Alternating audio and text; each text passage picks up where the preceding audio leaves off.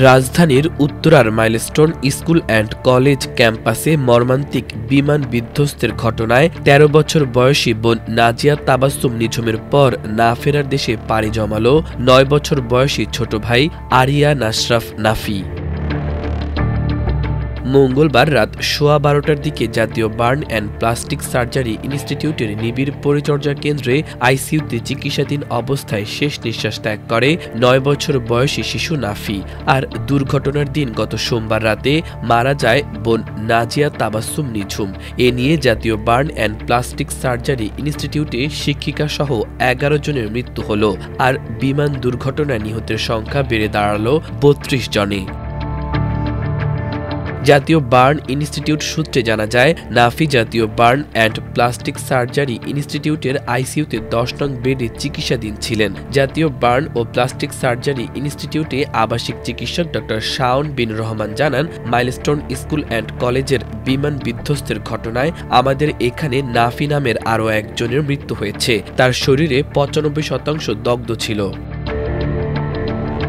তিনি আরও জানান, প্রায় অর্ধ শতাধিকের বেশি দগ্ধ অবস্থায় এসেছিল। তাদের মধ্যে জাতীয় বার্নে ১১ জনের মৃত্যু হয়েছে ও ঢাকা মেডিকেলে ১ জনের মৃত্যু হয়েছে। এই নিয়ে ১২ জনের মৃত্যু হয়।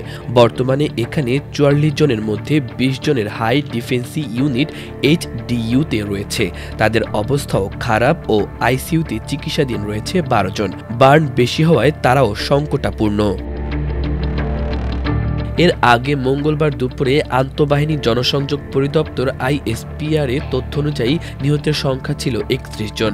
ISPR এর দেওয়া সর্বশেষ তথ্য অনুযায়ী এই ঘটনায় আহত হয়েছে ১৬৫ জন। তাদের মধ্যে কুয়েত বাংলাদেশ মৈত্রী হাসপাতালে ৮, বার্ন ইনস্টিটিউটে ৪৬, ঢাকা মেডিকেলে ৩, CMH-এ ২৮, লুবানা জেনারেল হাসপাতালে ১৩, উত্তরা আধুনিক হাসপাতালে ৬০, উত্তরা ক্রিসেন্ট হাসপাতালে ১, শহীদ মনসুর আলী মেডিকেল কলেজ হাসপাতালে ১, ইউনাইটেড হাসপাতালে ২ এবং কুর্মিটোলা জেনারেল হাসপাতালে ৩ জন চিকিৎসাধীন। গত সোমবার দুপুরে বিমান বাহিনীর একটি প্রশিক্ষণ যুদ্ধবিমান ঢাকার দিয়াবাড়িতে মাইলস্টোন স্কুল অ্যান্ড কলেজ ক্যাম্পাসে বিধ্বস্ত হয়। এতে শতাধিক হতাহতের ঘটনা ঘটে, যার বেশিরভাগই শিশু। মাল্টিমিডিয়া ডেস্ক, আমার দেশ।